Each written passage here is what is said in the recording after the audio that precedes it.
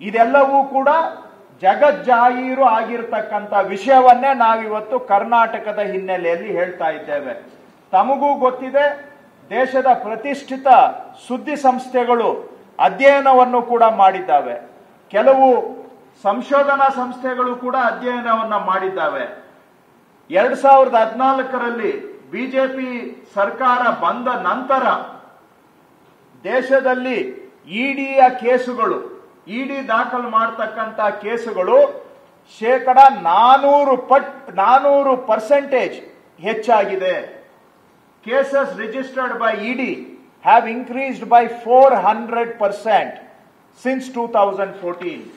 ಅದರಲ್ಲಿ 95% ಕೇಸುಗಳು ವಿರೋಧ ಪಕ್ಷದ ವಿರುದ್ಧವಾಗಿದ್ದಾವೆ.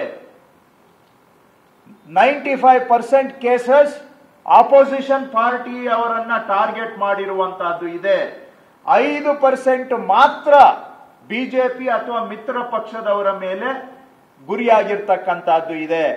ಅಲ್ಲಿಗೆ ಇದರಿಂದ ಸ್ಪಷ್ಟ, ಏನು ನಾವು ವಾಷಿಂಗ್ ಮೆಷಿನ್ ಅಂತ ಹೇಳ್ತೇವೆ ಬಿಜೆಪಿ, ನೀವು ಆಪೋಸಿಷನ್ ಅಲ್ಲಿದ್ರೆ ನಿಮ್ಮ ಮೇಲೆ ಕೇಸು, ಬಿಜೆಪಿಗೆ ಬಂದು ಸೇರ್ಕೊಂಡ ತಕ್ಷಣ ಅಥವಾ ಮಿತ್ರ ಪಕ್ಷಕ್ಕೆ ಸೇರಿದ ತಕ್ಷಣ ಎಲ್ಲ ಖುಲಾಸೆ. ಇದಕ್ಕೆ ನಿಮ್ಗೆ ಮಹಾರಾಷ್ಟ್ರ ಉದಾಹರಣೆ ಬೇಕಾ, ತೆಲಂಗಾಣ ಉದಾಹರಣೆ ಬೇಕಾ, ವೆಸ್ಟ್ ಬೆಂಗಾಲ್ನ ಉದಾಹರಣೆ ಬೇಕಾ, ಬಿಹಾರ್ನ ಉದಾಹರಣೆ ಬೇಕಾ, ಅಸ್ಸಾಂನ ಉದಾಹರಣೆ ಬೇಕಾ? ಎಲ್ಲಿ ನೋಡಿದ್ರೂ ಕೂಡ ಆಪೋಸಿಷನ್ ಅಲ್ಲಿದ್ದಾಗ ಕೇಸು, ಬಿಜೆಪಿಗೆ ಬಂದು ಸೇರ್ಕೊಂಡ ಕೂಡಲೇ ಅವರಿಗೆ ಖುಲಾಸೆಯ ಚೀಟಿ, ಕ್ಲೀನ್ ಚಿಟ್, ಇದು ನಡೀತಾ ಇರತಕ್ಕಂತಹದ್ದು. ನೀವು ಹೇಳ್ಬೋದು ಇದೇನು ಹೊಸದಲ್ಲ, ಹಿಂದಿನಿಂದಲೂ ಇಂಥ ಆರೋಪಗಳಿದಾವೆ ಅಂತ. ಇದು ಬಹಳ ಬಾಯಿ ಮಾತಿನಲ್ಲಿ ಇವತ್ತು ಏನ್ ಬೇಕಾದ್ರೂ ಹೇಳ್ಬೋದು. ಸತ್ಯ, ಅಂಕಿ ಸಂಖ್ಯೆ ಯಾವುದು ಕೂಡ ಇವತ್ತು ಲೆಕ್ಕಕ್ಕಿಲ್ಲ.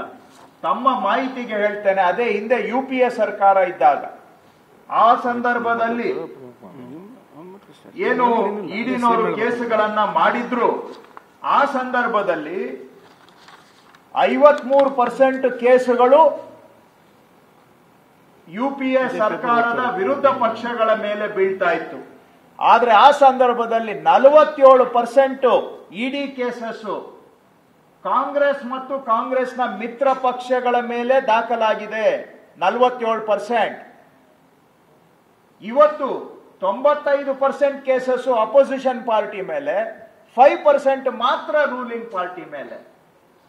ಇದು ಇವತ್ತು ಸರ್ಜಿಕಲ್ ಸ್ಟ್ರೈಕ್, ಅಪೋಸಿಷನ್ ಮೇಲೆ ಪ್ರಜಾಪ್ರಭುತ್ವದ ಕಗ್ಗೊಲೆ ನಡೀತಾ ಇರೋದಕ್ಕೆ ಒಂದು ಉದಾಹರಣೆ.